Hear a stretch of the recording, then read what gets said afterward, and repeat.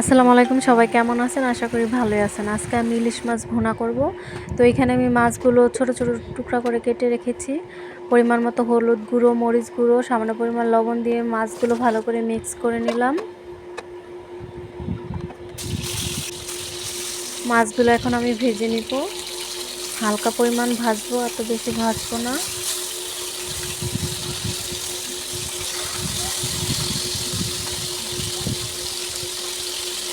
ইলিশ মাছটা আমি অত বেশি মশলা দিব না, সামান্য পরিমাণ মশলা দিয়ে ইলিশ মাছটা আমি রান্না করব। ইলিশ মাছে বেশি মশলা দিলে ভালো লাগে না, হালকা করে মশলা দিলে ইলিশ মাছের ঘ্রাণটা বেশি ভালো লাগে। আর এইভাবে রান্না করলে গরম গরম ভাতের সাথে অনেক ভালো লাগে খেতে। তো আমার মাছগুলো ভাজা হয়ে গেছে। এখানে আমি পেঁয়াজ বাটা দিয়েছি, সামান্য পরিমাণ মরিচ গুঁড়ো, হলুদ গুঁড়ো, লবণ দিয়ে ভালো করে মশলাটা কষিয়ে নিব। 4-5টা কাঁচামরিচ দিয়ে দিয়েছি। পরিমাণ মতো পানি দিয়ে দিলাম।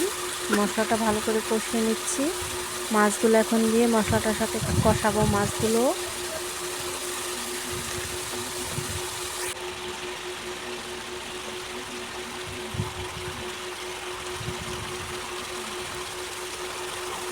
এভাবে তরকারি রান্না করে আপনারা খেয়ে দেখবেন, অনেক ভালো লাগবে গরম ভাতের সাথে।